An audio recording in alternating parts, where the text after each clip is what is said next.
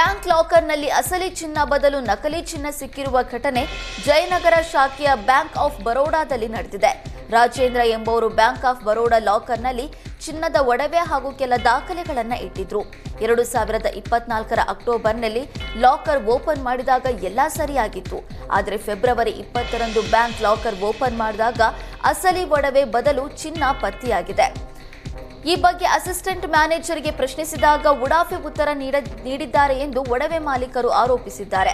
ಲಾಕರ್ನ ಒಂದು ಕೀ ಗ್ರಾಹಕರ ಬಳಿ ಇದ್ರೆ ಮಾಸ್ಟರ್ ಕೀ ಮ್ಯಾನೇಜರ್ ಬಳಿ ಇರುತ್ತೆ. ಹೀಗಾಗಿ ಅಸಿಸ್ಟೆಂಟ್ ಮ್ಯಾನೇಜರ್ ರಾಜು ಮತ್ತು ಸಿಬ್ಬಂದಿ ವಿರುದ್ಧ ದೂರು ನೀಡಿದ್ದು ಜಯನಗರ ಪೊಲೀಸ್ ಠಾಣೆಯಲ್ಲಿ ಎಫ್ಐಆರ್ ದಾಖಲಾಗಿದೆ. ಕುಡಿಯುವ ನೀರು ಒದಗಿಸುವಂತೆ ಆಗ್ರಹಿಸಿ ಮಹಿಳೆಯರು ಖಾಲಿ ಕೊಡ ಹಿಡಿದು ಪ್ರತಿಭಟಿಸಿದ ಘಟನೆ ಯಾದಗಿರಿ ತಾಲೂಕಿನ ಭೀಮಾನಗರದ ದೊಡ್ಡ ತಾಂಡಾದಲ್ಲಿ ನಡೆದಿದೆ. ಗ್ರಾಮದಲ್ಲಿ ಕುಡಿಯುವ ನೀರಿನ ಘಟಕ ಸ್ಥಾಪಿಸಲಾಗಿದ್ರೂ ಕೂಡ ಉದ್ಘಾಟನೆ ಭಾಗ್ಯ ಕಂಡಿಲ್ಲ. ಹೀಗಾಗಿ ಗ್ರಾಮದಲ್ಲಿ ಕುಡಿಯುವ ನೀರಿಗೆ ಹಾಹಾಕಾರ ಶುರುವಾಗಿದೆ. ನೀರಿನ ಘಟಕ ಆರಂಭಕ್ಕೆ ಎಷ್ಟೇ ಮನವಿ ಮಾಡಿದ್ರೂ ಅಧಿಕಾರಿಗಳು ಮಾತ್ರ ಡೋಂಟ್ ಕೇರ್ ಎಂದಿದ್ದು ಗ್ರಾಮಸ್ಥರು ಆಕ್ರೋಶ ಹೊರಹಾಕಿದ್ದಾರೆ.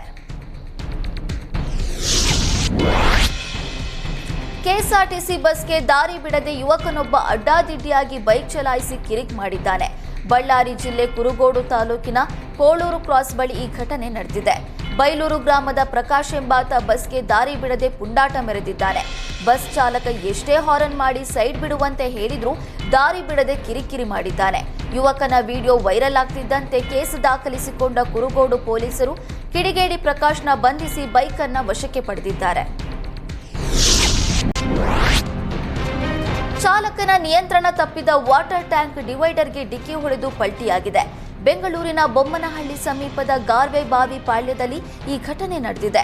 ಬೊಮ್ಮನಹಳ್ಳಿಯಿಂದ ಎಲೆಕ್ಟ್ರಾನಿಕ್ ಸಿಟಿ ಕಡೆಗೆ ಹೋಗ್ತಾ ಇದ್ದ ವೇಳೆ ಮುಂಬದಿ ಕಾರು ಚಾಲಕ ಸಡನ್ ಆಗಿ ಬ್ರೇಕ್ ಹಾಕಿದ ಪರಿಣಾಮ ವಾಟರ್ ಟ್ಯಾಂಕ್ ಪಲ್ಟಿಯಾಗಿದೆ. ಅಪಘಾತದಲ್ಲಿ ವಾಟರ್ ಟ್ಯಾಂಕ್ ಚಾಲಕನಿಗೆ ಗಂಭೀರ ಗಾಯವಾಗಿದ್ದು ಖಾಸಗಿ ಆಸ್ಪತ್ರೆಗೆ ದಾಖಲಿಸಿ ಚಿಕಿತ್ಸೆ ಕೊಡಿಸಲಾಗಿದೆ.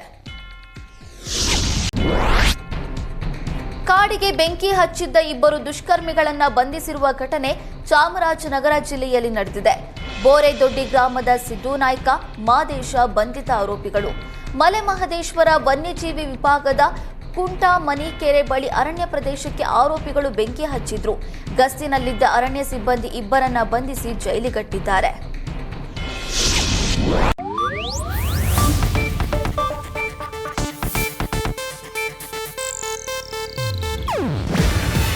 ಇದು ಏಷ್ಯಾನೆಟ್ ನ್ಯೂಸ್ ನೆಟ್ವರ್ಕ್ ಪ್ರಸ್ತುತಿ. ನೀವು ನೋಡ್ತಿದ್ದೀರಾ ಏಷ್ಯಾನೆಟ್ ಸುವರ್ಣ ನ್ಯೂಸ್.